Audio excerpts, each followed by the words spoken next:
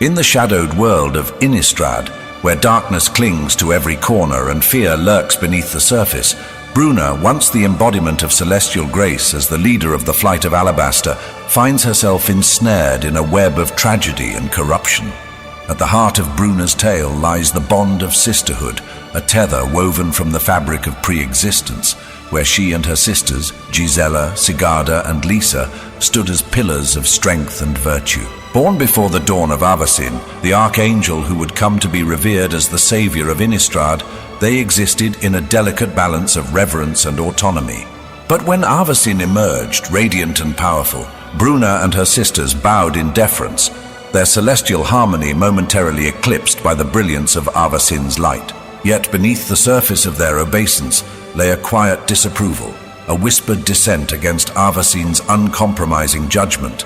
Lisa, the wayward sister, dared to consort with demons, a transgression that drew Avacyn's righteous fury. In a moment of divine wrath, Lisa fell, her name forever banished from the lips of her sisters. Bruna watched in silent sorrow as the bonds of sisterhood strained under the weight of Avacyn's judgment, their unity fractured by the loss of one who dared to defy the archangel.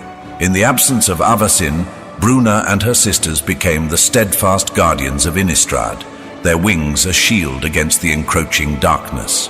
The Flight of Alabaster, with Bruna at its helm, embodied the essence of the blessed sleep, their magic weaving a tapestry of protection over the slumbering dead. In the quietude of night, they whispered incantations of warding, their voices a hymn of solace for the departed. But darkness knows no bounds, and corruption seeped into the very fabric of their world. Avacyn, once a beacon of hope, became a harbinger of despair, her radiant light tainted by unseen forces. Bruna, bound by duty and loyalty, found herself ensnared in Avacyn's web, her once pure intentions twisted by the shadows that danced at the edges of her consciousness. With Gisela at her side, Bruna embraced Avacyn's will, their celestial voices raised in a chorus of righteous fury.